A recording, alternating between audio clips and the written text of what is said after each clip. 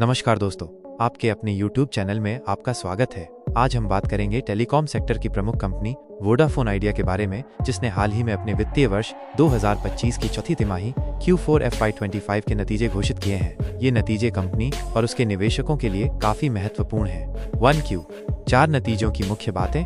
घाटे में कमी। वोडाफोन आइडिया को मार्च 2025 को समाप्त हुई चौथी तिमाही में 7,166 करोड़ रुपए का एकीकृत शुद्ध घाटा हुआ है। ये पिछले साल की इसी तिमाही के 7,674 करोड़ रुपए के घाटे से कम है, जो कंपनी के लिए एक सकारात्मक संकेत है। हालांकि दिसंबर तिमाही के 6,609 करोड़ रुपए के घाटे से ये थोड़ा ज्यादा है। राजस्व में वृद्धि। कंपनी का परिचालन राजस्व ऑपरेटिंग रेवेन्यू सालाना आधार पर 3.8% बढ़कर 11,013 करोड़ रुपए हो गया है।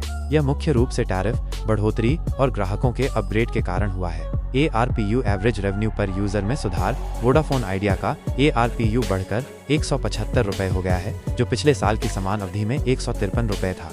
ये 14.2% की अच्छी वृद्धि दर्शाता है और पिछले 5 सालों में कंपनी का ये सबसे ज्यादा औसत दैनिक राजस्व है। पूरे वित्तीय वर्ष का प्रदर्शन। पूरे वित्तीय वर्ष 2025 के लिए कंपनी का घाटा कम होकर 27,383 करोड़ रुपए हो गया, जबकि पिछले वित्त वर्ष में ये 31,238 करोड़ रुपए था। पूरे साल का राजस्व भी 2.1% बढ़कर 43,571 करोड़ रुपए रहा। 2 महत्वपूर्ण अपडेट। फंड जुटाने की मंजूरी। वोडाफोन आइडिया के बोर्ड ने 20,000 करोड़ रुपए तक का फंड जुटाने की योजना को मंजूरी दे दी है। ये कंपनी के लिए बहुत बड़ी खबर है, क्योंकि इससे उसे 4G और 5G नेटवर्क के विस्तार और कर्ज कम करने में मदद मिलेगी। कंपनी बैंकों से अपने कर्ज को 4,040 करोड़ रुपए से घटाकर 2,330 करोड़ रुपए पर लाने में सफल रही है। 3 कर्ज और AGR बकाया। मार्च 2025 तक कंपनी पर बैंकों का बकाया कर्ज 2,345 करोड़ रुपए है।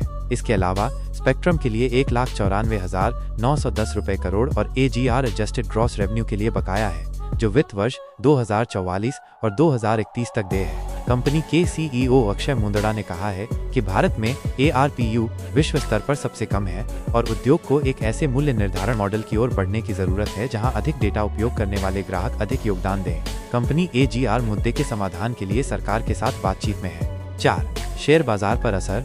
नतीजे घोषित होने के बाद वोडाफोन आइडिया के शेयर में आज सोमवार 2 जून 2025 हल्की तेजी देखने को मिली। विशेषज्ञों की राय मिली जुली है। कुछ ब्रोकरेज फर्मों ने अभी भी अंडर परफॉर्म रेटिंग दी है, जबकि कुछ ने खरीदने की सलाह दी है। स्टॉक ने 6 रुपए और 80 पैसे के सपोर्ट स्तर से ऊपर स्थिरता दिखाई है। निष्कर्ष। वोडाफोन आइडिया के Q4 नतीजे मिश्रित रहे हैं। घाटे में कमी और ARPU में वृद्धि एक अच्छा संकेत है। साथ ही फंड जुटाने की मंजूरी से कंपनी को भविष्य में निवेश करने में मदद मिलेगी। हालांकि कंपनी पर अभी भी बड़ा कर्ज और AGR का बोझ है, जिसके समाधान के लिए सरकार के समर्थन की आवश्यकता होगी। दोस्तों, ये थी वोडाफोन आइडिया के Q4 नतीजों और ताज़ा खबरों पर जानकारी लें। वीडियो को लाइक करें, शेयर करें और चैनल को सब्सक्राइब करना न भूलें। मिलते हैं अगले वीडियो में।